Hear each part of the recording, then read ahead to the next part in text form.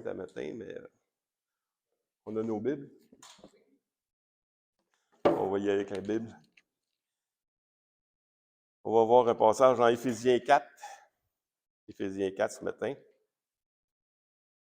Fait que vous pouvez tourner déjà pour...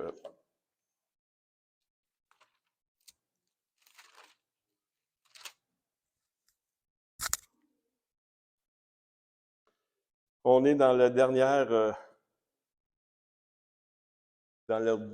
études sur ce que Jésus dit, « Je bâtirai mon Église ». J'ai bâti une étude sur que Jésus bâtit l'Église, justement. Il l'a bâti selon la parole de Pierre, premièrement sur sa parole, qu'il est le Christ, le Fils de Dieu. Mais aussi, Jésus bâtit l'Église dans le sens qu'il donne des dons aux hommes pour que l'Église puisse s'édifier, puisse se bâtir. Hein? Il le fait sur sa parole, mais il le fait aussi par les membres qui sont l'Église. Et puis, aujourd'hui, on va voir la conclusion de ces choses-là, parce qu'on a vu tous les dons que Dieu donne, les dons de ministère. On a vu les dons, les 9 dons aussi qui sont dans la Bible aussi, dans 1 Corinthiens. Les 9 dons de puissance, de parole, puis de révélation. Donc, on est rendu, il y a plus de dons que ça. On ne verra pas tous les dons, parce que tous les dons, c'est infini quasiment. Fait que, mais ils sont là pour nous aider à bâtir l'Église. C'est ça qui est important. Que Paul veut passer le message à l'Église de Corinthe que l'Église doit être édifiée et elle s'édifie par le Saint-Esprit qui donne des dons aux hommes pour le perfectionnement des saints, premièrement, les 5 dons du ministère, mais aussi par les autres dons qui fait grandir l'Église en connaissance de Dieu. Et si on met ces dons-là en application, bien, on va grandir. Parce que c'est le Seigneur qui bâtit son Église. Et la conclusion, aujourd'hui, on va la voir, c'est le but de tous ces dons-là. C'est quoi le but des dons? Parce qu'on a parlé, on sait à quoi ça sert maintenant, mais le but final de toutes ces choses-là, c'est quoi? Premièrement, c'est l'unité de la foi. On va le voir dans Éphésiens 4, 12. On va lire premièrement le 12 à 16, ensuite on va exposer le texte. Parce qu'il vient de donner, il a donné les uns comme apôtres, les autres comme prophètes, les autres comme évangélistes, les autres comme pasteurs et docteurs. Pourquoi? Premièrement, pour le perfectionnement des saints, en vue de l'œuvre du ministère et de l'édification du corps de Christ, jusqu'à ce que nous soyons tous parvenus à l'unité de la foi et de la connaissance du Fils de Dieu, à l'état d'homme fait à la mesure de la stature parfaite de Christ, afin que nous ne soyons plus des enfants flottants et emportés à tout vent de doctrine, par la tromperie des hommes, par leur ruse, par les moyens de séduction, mais que, professant la vérité dans la charité, nous croissions à tout égard en celui qui est le chef Christ. C'est de lui, et grâce à tous les liens de son assistance, que tout le corps, bien coordonné, formant un solide assemblage, tire son accroissement selon la force qui convient à chacun de ses parties et s'édifie lui-même dans la charité. Prions ensemble.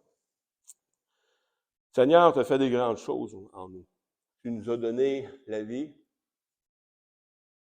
spirituelle. Tu nous as réveillés à tout ce qui est spirituel, Seigneur. Tu nous as donné un cœur nouveau et tu nous as fait rentrer dans cette relation nouvelle avec toi pour que nous puissions, Seigneur, te servir. Viens au secours de notre intelligence, Seigneur Dieu. Viens ouvrir notre intelligence afin qu'on puisse saisir ces choses-là, qui est une importance, Seigneur Dieu, pour te servir, l'Église. Tu as bâti ton Église, tu l'as tellement aimée, tu nous dis, que tu as donné ta vie pour elle. Alors, Seigneur, on veut être sage en faisant des choses qui viennent de toi pour l'Église. Aide-nous, Seigneur Dieu, à mettre en pratique maintenant ta parole dans le nom de Christ. Amen. Amen. Donc, comme un des buts, parce que Mario il a mentionné le but principal, mais c'est aussi de ça qui va découler d'autres buts. d'autres manières de faire les choses. Le but, c'est l'édification du corps de Christ, qui est l'Église. Le corps de Christ, c'est l'Église. Dans Galates 4.19, pas besoin d'y tourner, on va essayer d'aller assez vite quand même, mais dans Galates 4.19, Paul, il dit, « J'éprouve de nouveau les douleurs de l'enfantement jusqu'à ce que Christ soit formé en vous. » Mais édifier l'Église, là, c'est d'emmener les chrétiens du point A au point J. Jésus. Il est mort. Il commence à vivre. Et l'Église est là pour emmener quelqu'un à une maturité. Mais c'est pas évident. Hein? Ma femme n'est pas là ce matin parce qu'elle éduque des enfants. Puis les enfants, c'est pas toujours facile. Elle en a 6 à la maison. Puis il y en a un qui broye tout le temps. Mais il faut qu'elle apprenne à vivre comme il faut. Elle doit leur apprendre à se développer, à obéir, à bien manger, à être propre, à toutes ces choses-là. C'est un peu la même chose dans l'Église. On doit apprendre à parler en tant que chrétien. On doit développer notre langage. On doit apprendre à être propre. Ça s'apprend. C'est des choses qui s'apprennent. C'est pas tout seul, puis en s'apitoyant sur notre sort qu'on va changer les choses. Mais on doit apprendre à marcher à tous les jours. C'est la même chose. Paul avait cette douleur de l'enfantement-là jusqu'à Christ soit formé en vous. Fait que, premièrement, c'est l'édification du corps de Christ. Dans le verset 13, première partie, c'est l'unité de la foi jusqu'à ce que nous soyons tous parvenus à l'unité de la foi. L'unité de la foi, c'est quoi? L'unité de la foi, c'est pas on va prendre quelqu'un ici qui a la plus grande foi, puis on va aller à l'unité de sa foi à lui. L'unité de la foi, c'est de dire, c'est quoi l'objet de votre foi? Être uni dans la foi, c'est de développer cette culture-là de qui vous avez foi. Parce que la foi, tout le monde a la foi. Ils veulent croire en eux, ils ont la foi. Ils peuvent croire un homme, ils peuvent croire une doctrine, ils peuvent croire... Puis souvent, on entend dans le monde, « Ah, c'est pas grave ça, pourvu qu'ils croient. » C'est faux. C'est pas ce que la foi qui sauve. C'est la foi en quoi? Quoi? C'est Jésus-Christ.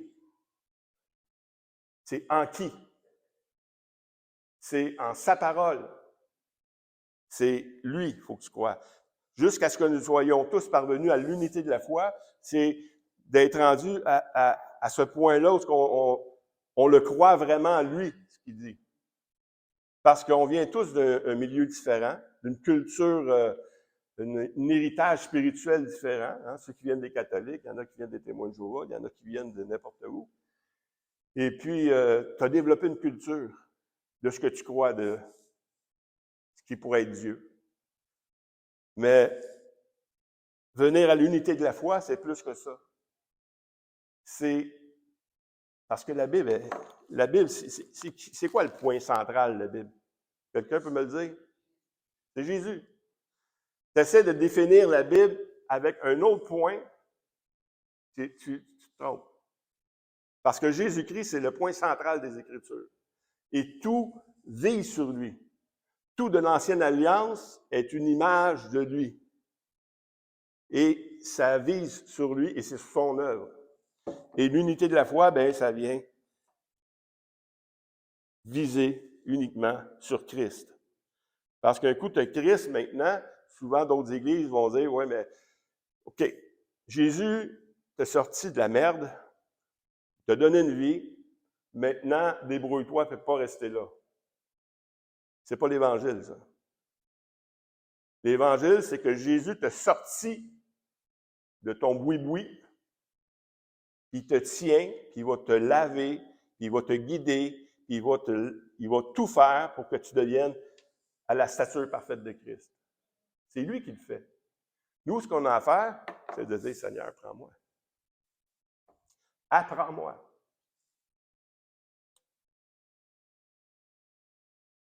Dans Éphésiens 4, 5 à 6, juste avant le passage qu'on a vu, il dit qu'il y a un seul Seigneur, une seule foi, un seul baptême, un seul Dieu et Père de tous, qui est au-dessus de tout et parmi tout et en tous. Donc, il y a une seule foi. L'unité de la foi, c'est on croit au Père et le Père, on peut l'atteindre que par Jésus-Christ, nous dit la parole de Dieu. Dans 1 Timothée 2,5, il dit « Car il y a un seul Dieu et aussi un seul médiateur entre Dieu et les hommes, Jésus-Christ, homme. » Il n'y a pas d'autre moyen. L'unité de la foi doit être centrée sur Christ. Et non sur... Oui, il y a des doctrines. Il y a des doctrines primaires, hein, comme le salut, l'assurance du salut, ces choses-là, la justification, la sanctification. Et souvent, on va dans différentes églises, puis on entend des choses, oui, mais c'est plus ou moins ça, puis c'est important, mais c'est comme second plan. Mais il y a des choses essentielles qu'on doit mettre dans nos vies, c'est l'assurance du salut, parce que c'est la base de notre salut. Si on n'est pas convaincu qu'on est sauvé uniquement et seulement par Jésus-Christ, je vous dis, vous êtes en danger. Vous êtes en danger parce que vous allez essayer de bâtir sur autre chose que sur Christ. Vous allez essayer de gagner quelque chose qui ne se mérite pas. Vous allez essayer d'atteindre quelque chose qui est impossible à atteindre. Jésus-Christ l'a fait pour nous. Il nous guide. Il le fait.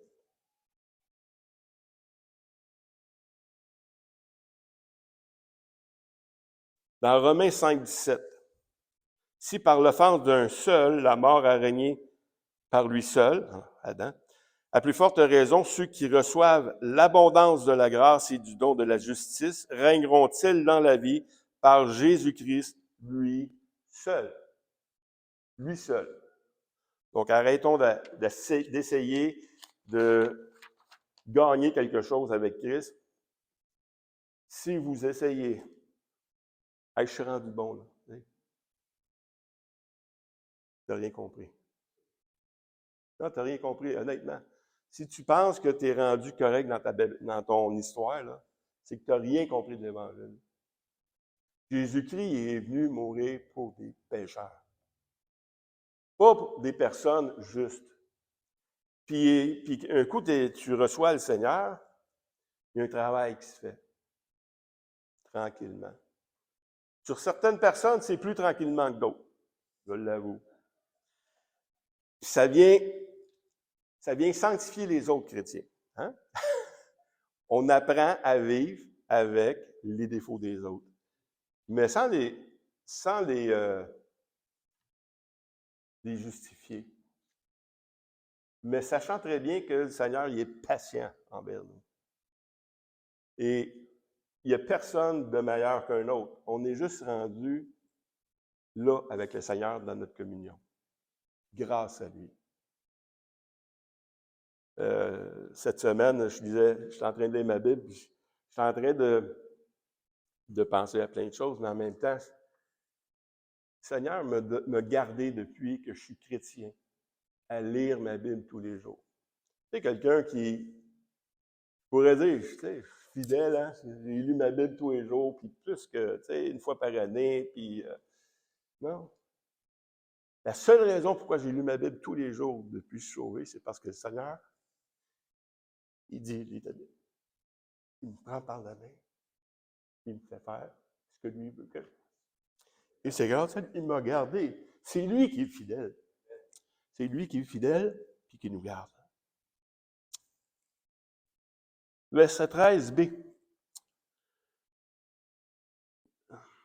Et de la connaissance du Fils de Dieu à l'état d'homme fait, à la stature parfaite de Christ.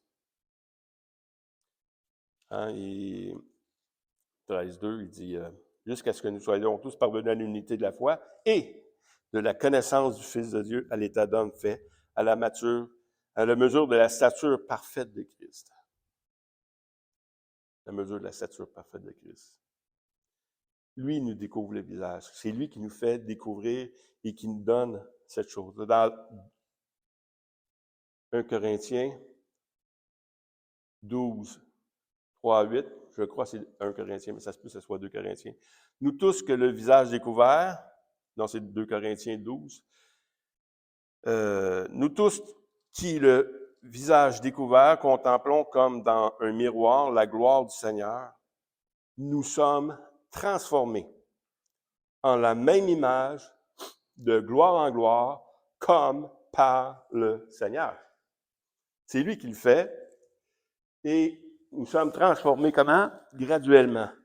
C'est ce que Dieu fait tranquillement. Pourquoi il le fait tranquillement? On briserait. On serait brisé. On serait des robots, peut-être. On serait quelque chose que Dieu ne veut pas. Parce que Dieu veut l'obéissance par amour. Pas selon la loi maintenant. On est rendu sous la grâce. Puis plus tu vas découvrir l'amour de Dieu dans ta vie, plus ça va changer ta vie. C'est ça que la grâce de Dieu. On va en parler la semaine prochaine, la grâce de Dieu. Mais le but formulé, on voit que c'est le but formulé d'une manière positive, hein, l'unité de la foi, jusqu'à ce qu'on soit rendu des adultes. Mais il le formule également au verset 14 d'une manière plus négative. Verset 14, afin que nous ne soyons plus des enfants flottants et emportés à tout vent de doctrine, par la tromperie des hommes, par leur ruse, dans les moyens de séduction. Donc, le but, c'est qu'on ne soit plus des enfants emportés à tout vent de doctrine. Il faut rappeler que Dieu a donné des dons aux hommes. Il les a donné les uns comme apôtres, pasteurs, docteurs. Tous ces dons-là du ministère, il les a donnés pour le perfectionnement des saints. Et pourquoi? Pour que les saints ne soient plus apportés à tout vent de doctrine. Malheureusement, dans l'Église, dans le corps de Christ, tous ceux qui se disent chrétiens, et dans l'Église aussi, là, il y a des vrais et il y a des faux. On ne peut pas se le cacher. Il y a des vrais chrétiens, il y a des faux chrétiens. Mais on n'est pas là pour juger. On est là pour constater une chose. Jésus, il dit, ce n'est pas tous ceux qui me disent « Seigneur, Seigneur » qui entreront, mais ceux qui font la volonté de mon Père. Simplement. Mais qu'on ne soit pas apporté à tout vent de doctrine. Dans le sens que tout vent de doctrine, c'est qu'il y a des doctrines dans la parole de Dieu qui est d'autres, des gens vont tordre le sens. Ils vont nous emmener en dehors de Christ, où ils vont mettre Jésus plus autre chose. Ça, c'est mortel, c'est un poison. C'est un poison qui vient dans nos vies. C'est pas qu'on va perdre notre salut, c'est qu'on ne sera plus capable de bâtir sur le fondement de Christ uniquement. On va bâtir sur nos efforts. Fait qu'on doit, quelqu'un qui est mature, quelqu'un qui devient mature spirituellement, il n'est plus apporté à tout vent de doctrine. Par les tromperies des hommes. C'est les hommes qui sont mal affermis, qui aimeraient vraiment, eux, être des maîtres, mais ils ne sont pas capables. Ils le font par des ruses, par des moyens de séduction. Des fois, ils le font d'une manière volontaire, mais d'autres fois, c'est d'une manière involontaire. Satan utilise des hommes tout le temps pour briser l'unité de Christ, pour briser le corps de Christ. Donc, s'il y a des hommes qui enseignent une chose, puis Paul, c'est là qu'il est au haut confronté quand il écrit ses lettres à Corinthiens, aux Corinthes, puis aux gens de Corinthe, puis des autres, c'est qu'il est en train de se battre contre des faux enseignements. Puis il est en train de redresser l'Église encore une fois. Donc, les dons des ministères, c'est pour que les gens soient arrêtés d'être apportés de tout vent de doctrine. Parce que les doctrines mettent le but sur autre chose que Christ. Les autres doctrines mettent le but sur des enseignements qui, ça semble pieux, mais en même temps, ça ne fait que satisfaire notre chair. Moi, je vais paraître mieux si je fais ça. Que ce soit le voile, que ce soit une œuvre qu'on fait dans le ministère, si on s'appuie sur l'œuvre. Parce que toutes les œuvres qu'on voit dans le monde ont été faites premièrement par l'Église. mais ils ont arrêté de prêcher le but de l'œuvre, qui est Jésus-Christ. L'œuvre a continué, mais Jésus-Christ s'est arrêté. Fait que là, l'œuvre était plus importante que Jésus-Christ. Fait qu'il faut garder le cap. Le cap, c'est sa parole, c'est Jésus-Christ, c'est le Père, et c'est surtout de s'aimer les uns les autres. 2 Corinthiens 11, 13 à 15, Paul il dit, ces hommes-là sont des faux apôtres, des apôtres, des ouvriers trompeurs déguisés en apôtres de Christ, et cela n'est pas étonnant puisque Satan lui-même se déguise en ange de lumière. Il n'est donc pas étrange que ces ministres aussi se déguisent en ministres de justice. Leur fin sera selon leurs œuvres. Parce que si tu bâtis avec autre chose que Christ, ton œuvre va être consumée. Elle n'a aucune valeur. 2 Timothée 4, 3, 5. Il dit, car il viendra un temps où les hommes ne supporteront plus la saine doctrine, mais ayant la démangeaison d'entendre des choses agréables. Ils se donneront une foule de docteurs selon leurs propres désirs, détourneront l'oreille de la vérité et se tourneront vers des fables. Mais toi, sois sobre en toutes choses, supporte les souffrances, fais l'œuvre d'un évangéliste, remplis bien ton ministère.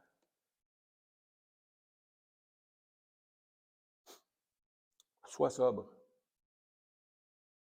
L'Évangile, c'est pas un show. C'est vrai. On aime bien le spectacle, on aime bien se réjouir ensemble, on aime la musique, on aime ces choses-là. Mais l'Évangile, c'est pas un show. L'Évangile, c'est pas de donner une prestation. L'Évangile, c'est de déclarer que Jésus-Christ est mort pour nos péchés. L'Évangile, c'est de dire, si tu continues à vivre de même, tu n'es pas digne de ce que Jésus a fait pour toi. C'est des choses qui n'est pas le fun d'entendre. Mais la parole de Dieu dit, il y a un jour que les gens, ils ne seront plus capables d'entendre ça. Ils vont vouloir entendre que, ah oui, vous êtes bon. Vous allez être riche. Mettez votre foi en Jésus-Christ, vous n'aurez plus de problème. C'est faux. C'est un faux évangile. Il y a des problèmes que tu n'auras plus. Mais il y a des problèmes nouveaux que tu vas avoir.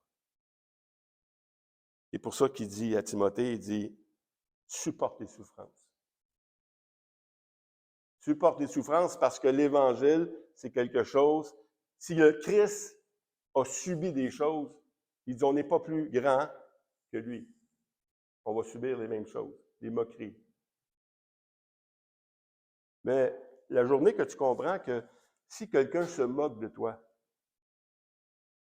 c'est pas toi, de toi qui se moque. C'est de Jésus-Christ qui se moque. C'est de le Christ même qui méprise. Et celui qui te reçoit, c'est pas toi qui reçois, c'est le Christ qui reçoit. Parce qu'on est le corps de Christ. Chacun pour sa part. C'est ça que Paul est en train de dire avec tous les dons que Dieu nous donne. C'est que Stéphane, c'est un don de Dieu. Hein? Daniel, c'est un don de Dieu. Tout le monde est quelque chose de Dieu. Puis la parole de Dieu nous dit que si quelqu'un reçoit un de ces petits en mon nom, il ne perdra pas sa récompense. Mais c'est en son nom qu'il le reçoit. C'est en lui.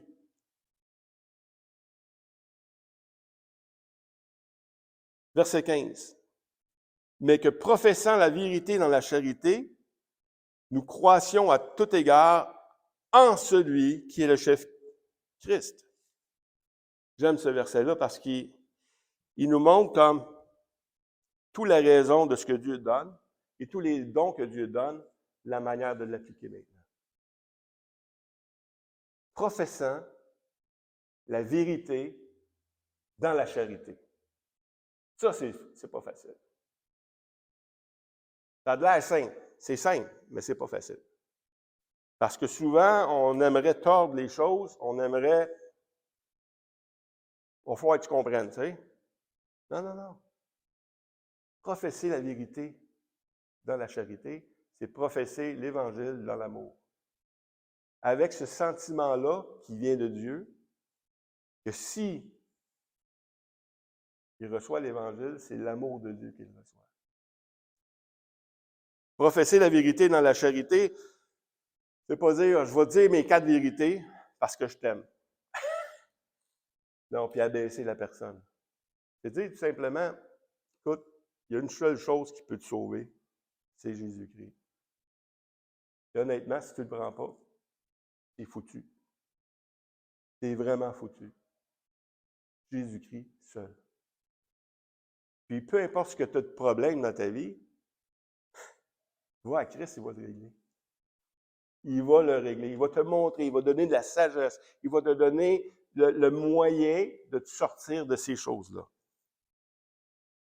2 Timothée 2, 22 à 26. Paul dit à Timothée, il dit, « Fuis les passions de la jeunesse. Et recherche la justice, la foi, la charité, la paix. Avec qui? Avec tous ceux qui invoquent le Seigneur d'un cœur pur. Repousse les discussions folles et inutiles, sachant qu'elles font naître des querelles. Or, il ne faut pas qu'un serviteur du Seigneur ait des querelles. Il doit au contraire avoir de la condescendance pour tous, être propre, enseigné, doué de patience. Merci Seigneur pour la patience. Il doit redresser avec douceur les adversaires, dans l'espérance que Dieu leur donnera la repentance pour arriver à la connaissance de la vérité et que, revenus dans leur bon sens, ils se dégageront des pièges du diable qui s'est emparé d'eux pour les soumettre à sa volonté. Douceur, vérité, va libérer. Des fois, oui, ça prend un petit coup de pied, hein?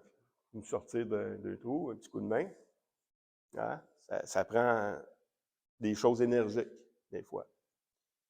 Mais il n'y a rien de mieux que l'amour. C'est l'amour de Christ qui nous pousse à la repentance.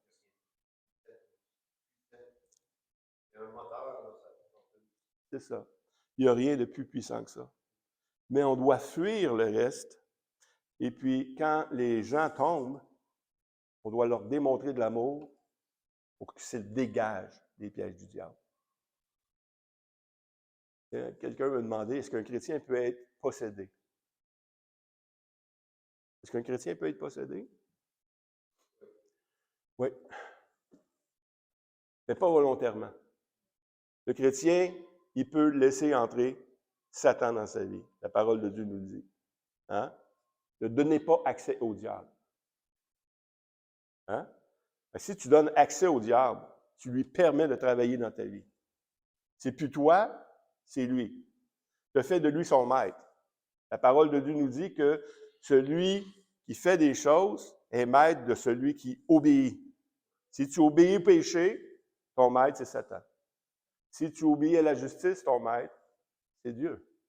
Et ici, il dit à Timothée, il dit, prêche la parole avec amour, puis revenus dans leur bon sens. Revenus dans leur bon sens. J'aime ça, ce mot-là, revenus dans leur bon sens. On en parlait avec Hélène ce matin en s'en venant. Un gars qui se convertit, là, il peut être bien amoché. Mais la parole de Dieu doit t'emmener un jour dans ton bon sens. Comme Légion. Légion qui était dévêtu, enchaîné, il n'était même pas vivable avec le monde, il était dans des grottes, possédé complètement. 1000. C'est quoi le résultat de sa conversion? Assis, vêtu dans son bon sens. Wow! Dieu seul peut faire ça. Si tu veux essayer de le faire, essaye. Tu vas l'essayer pendant 10 ans, 20 ans, toute ta vie.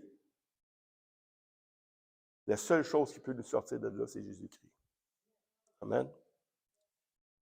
Verset 16. C'est de lui et grâce à tous les liens de son assistance que tout le corps, bien coordonné et formant un solide assemblage, tire son accroissement selon la force qui convient à chacun de ses parties. et s'édifie lui-même dans la charité. C'est de lui et grâce à lui que tous les liens de son assistance. Il vient parler sur les dons. Il vient parler sur l'importance de mettre les dons. Puis les dons que Dieu nous donne, c'est pour l'édification de l'Église.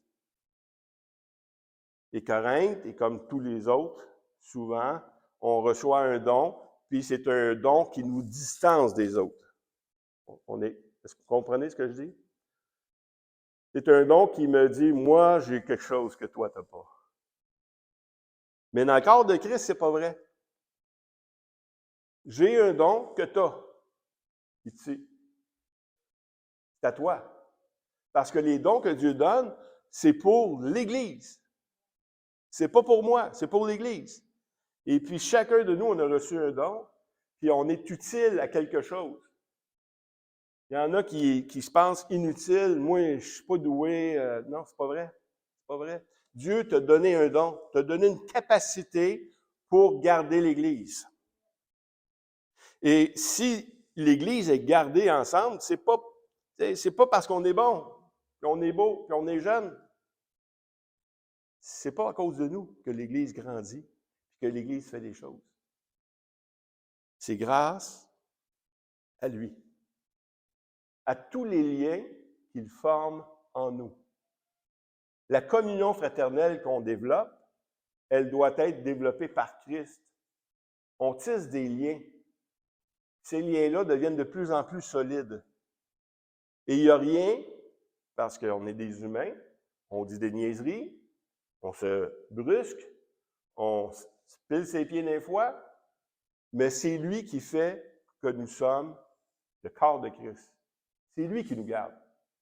Et c'est de lui et grâce à lui que tous les liens de son assistance, il nous donne de s'assistance. L'importance de l'Église est tellement grande que Jésus, il nous donne des dons. Puis Paul, ce qu'il est en train de dire aux Corinthiens, c'est que vous n'avez rien compris. Que tout ce que Dieu vous donne, c'est pour l'Église. On va lire un passage un petit peu plus loin, là, maintenant. Oui, on est rendu là. Donc, l'image du corps est assez importante dans ce passage d'Éphésiens, mais comme vous le savez, depuis le début, on étudie deux textes, Éphésiens et 1 Corinthiens 12. Non, c'est l'individualiste. Si tu n'es pas capable de débrouiller, tu ne peux pas compter sur personne. C'est ça. On va finir avec ce texte-là. Avant de finir, on va le lire, puis ensuite, je finirai avec un exemple. 1 Corinthiens 12, 12 à 17. 1 Corinthiens 12, 12 à 17. Cette image du corps que Paul prend avec Éphésiens, le développe également avec 1 Corinthiens. Car comme le corps est un et a plusieurs membres, et comme tous les membres du corps, malgré leur nombre, ne forment qu'un seul corps. Ainsi en est-il de Christ. Nous avons tous, en effet, été baptisés dans un seul esprit pour former un seul corps, soit juif, soit grec, soit esclave, soit libre, et nous avons tous été abreuvés d'un seul esprit. Tous les dons que Dieu nous donne, c'est par le même esprit que Dieu donne ces choses-là. Ainsi, le corps n'est plus un seul membre, mais il est formé de plusieurs membres. Si le pied disait, parce que je ne suis pas une main, je ne suis pas du corps, ne serait-elle pas du corps pour cela? Et si l'oreille disait, parce que je ne suis pas un œil, je ne suis pas du corps, ne serait-elle pas du corps pour cela? Si tout le corps était œil, où serait l'ouïe? S'il était tous ouïe, où serait l'odorat? Maintenant, Dieu a placé chacun des membres dans le corps, comme il l'a voulu. Si tous étaient un seul membre, où serait le corps? Maintenant donc, il y a plusieurs membres et un seul corps. L'œil ne peut pas dire à la main, je n'ai pas besoin de toi. Ni la tête dire aux pieds, je n'ai pas besoin de vous. Mais bien plutôt, les membres du corps, qui paraissent être les plus faibles, sont nécessaires. Et ceux que nous estimons être les moins honorables du corps nous les entourons d'un plus grand honneur. Ainsi, nos membres les moins honnêtes reçoivent le plus d'honneur, tandis que ceux qui sont honnêtes n'ont pas besoin. Dieu a disposé, c'est Dieu qui a disposé, c'est Dieu qui bâtit l'Église, en Jésus-Christ. Dieu a disposé le corps à manière à donner plus d'honneur à ceux qui en manquaient, afin qu'il n'y ait pas de division dans le corps. Pas de division dans le corps. Mais que les membres aient également soin les uns des autres. Si un membre souffre, tous les membres souffrent avec lui. Si un membre est honoré, tous les membres se réjouissent avec lui. Vous êtes le corps de Christ, vous êtes ses membres, chacun pour sa part. Oui, mais moi, je ne fais pas grand-chose. On a besoin de toi. On a besoin de toi, puis toi, tu as besoin de nous. Oui, mais moi, je suis juste un orteil. Quelqu'un s'est déjà cassé un orteil?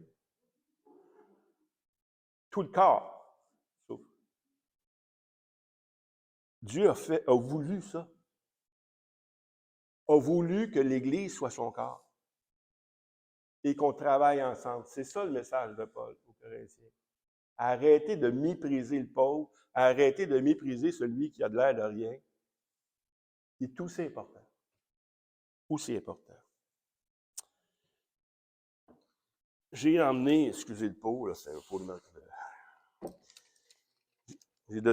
On a donné des fleurs à la fête des mères.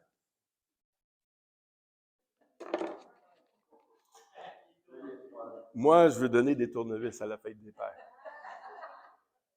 Mais, juste un. Seulement un. Pourquoi? Parce que ça représente ce qu'on fait ce matin. Chaque personne a reçu un don. Il ne peut pas dire à l'autre à côté, « j'ai pas besoin de toi ». Parce que si tu es un tournevis étoile, qui t'arrive avec un problème carré, tu vas briser de quoi? Tu as besoin de l'autre, absolument.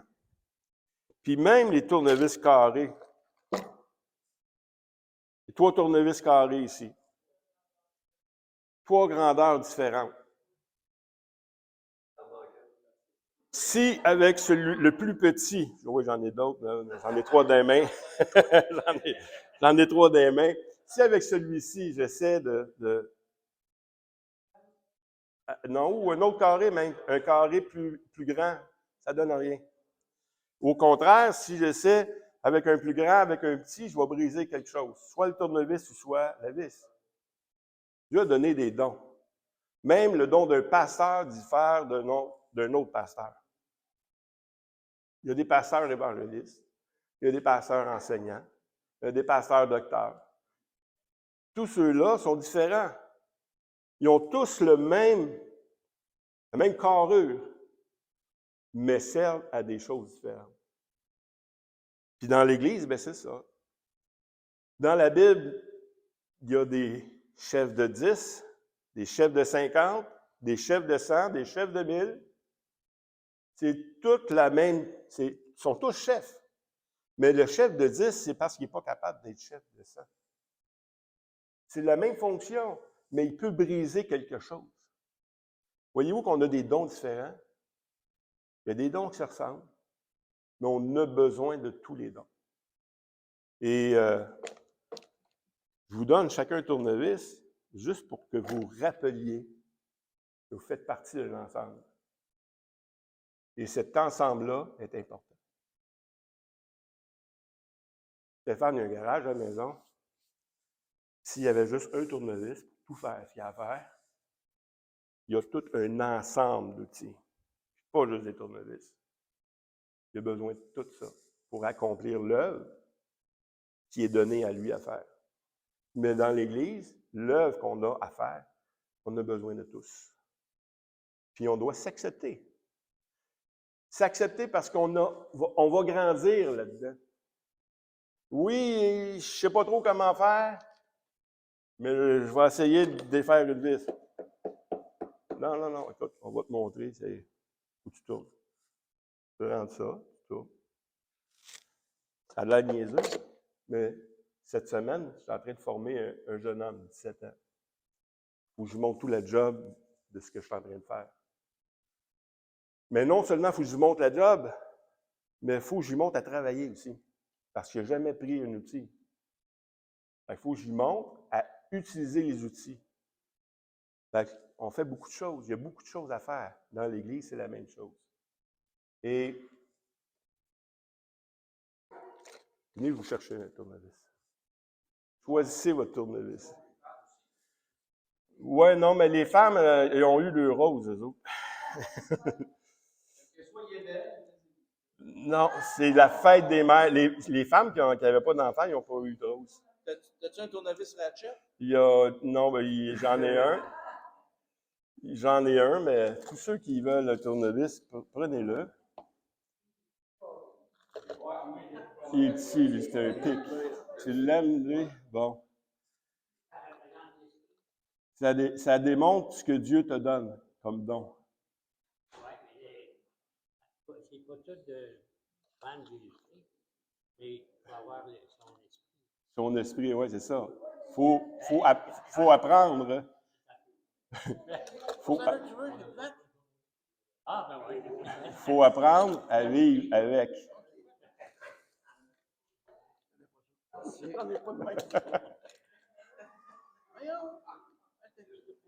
Non, c'est un hexagone.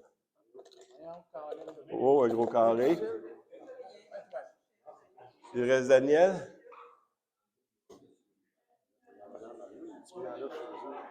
Hein?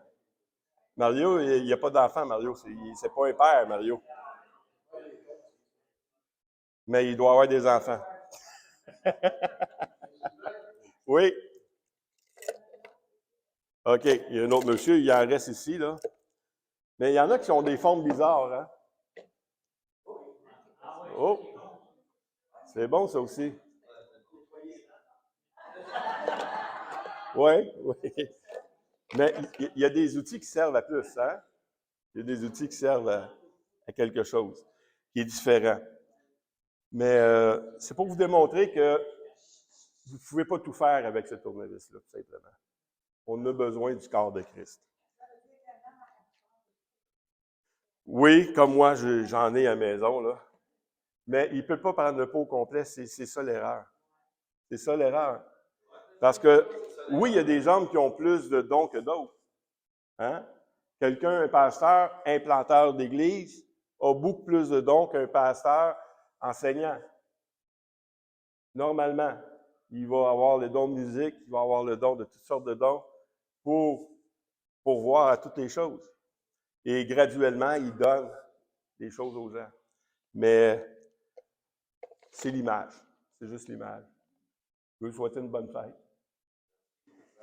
Et puis, que le Seigneur vous bénisse. Et puis, qu'il puisse vraiment se servir de chacun de nous, autant les hommes que les femmes, ceux qui n'ont pas d'enfants aussi, c'est la même chose. On est membre du corps de Christ. Puis, c'est une grâce que Dieu nous a faite. Ne méprisons pas cette grâce-là. Amen. Amen. Alors, Seigneur Dieu, merci pour ta parole. Merci de ce que tu as fait de nous, Seigneur Dieu. Tu as fait de nous ton corps, tu as fait de nous ton Église. Et tu l'aimes tellement, Seigneur. Et tu veux que nous gardions l'unité. Et on a des choses à accomplir également. Des missions, Seigneur Dieu. On a à prêcher ta parole. On a à prendre soin les uns des autres. On a vraiment, Seigneur Dieu, des ministères de toutes sortes d'encouragement. Et viens nous animer, Seigneur. Viens nous animer maintenant, afin que nous puissions discerner nos dons et les mettre en pratique, dans le nom de Christ. Amen. Amen. Bonne semaine à tous. Cette semaine, c'est Gaétan ou Daniel cette semaine, mercredi? Gaétan. Gaétan, notre frère, va apporter un autre enseignement mardi. Soyez les bienvenus. C'est carré, lui? OK, c'est bon. Oh, oui, tu peux changer, Claude. Écoute,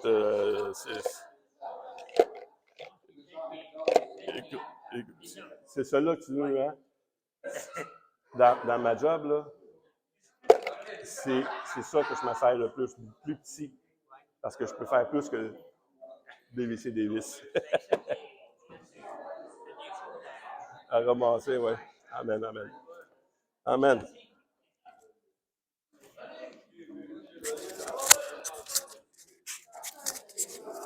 Hein? Ah oui, OK.